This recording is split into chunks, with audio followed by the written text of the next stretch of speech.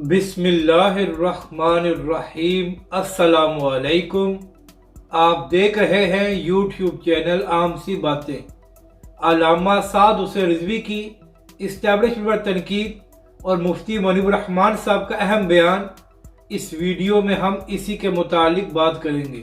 کل تحریک لبیک کے سربراہ علامہ سعد حسین رضوی اور مفتی منیب الرحمان صاحب نے ایک اہم پریس کانفرنس کی، تو اس میں بات کرتے ہوئے مفتی منیب الرحمان صاحب نے کہا کہ اگر خیبر پختونخوا کی حکومت چاہتی ہے کہ ان کے درمیان اور تحریک لبیک کے درمیان معاملات مزید خراب نہ ہوں، تو سب سے پہلے تحریک لبیک کے ان کارکنوں کو رہا کیا جائے جن کو پولیس نے بلا وجہ گرفتار کیا ہوا ہے۔ اس کے بعد مفتی منیب الرحمان صاحب نے یہ بھی مطالبہ کیا کہ خیبر پختونخوا کی حکومت ایک آزادانہ کمیشن بنائے اور اس میں تحریک لبیک کے رہنماؤں کو بھی شامل کیا جائے، اور جن لوگوں نے تحریک لبیک کے کارکنوں کو شہید کیا یا جن لوگوں نے یہ حکم دیا تھا کہ تحریک لبیک کے پرامن جلوس پر گولیاں چلائی جائیں، ان کے نام بھی سامنے آئے اور ان کے خلاف کارروائی بھی کی جائے۔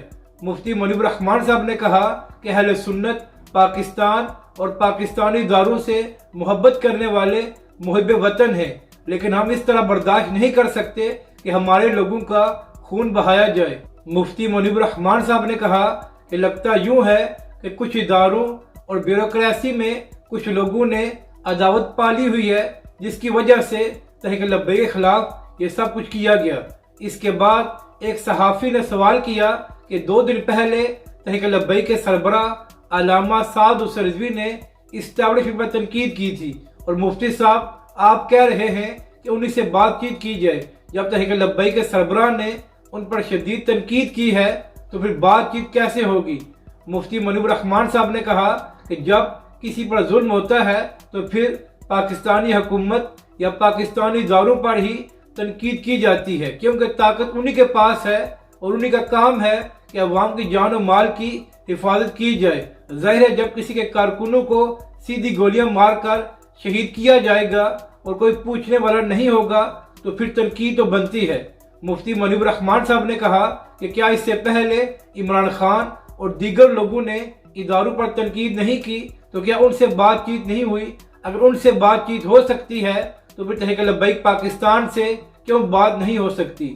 مفتی منیب الرحمان صاحب نے کہا کہ ہم چاہتے ہیں کہ سب سے بات چیت کر کے ان تمام معاملات کو ختم کیا جائے تاکہ آئندہ پاکستان کا نہ امن خراب ہو اور نہ ہی تحریک لبیک کے کارکنوں کا اس طرح بے دردی سے خون بہایا جائے۔ اپنی رائے کا ضرور اظہار کریں کہ آپ کو یہ ویڈیو کیسی لگی، اور ہمارے اس چینل کو بھی سبسکرائب کریں۔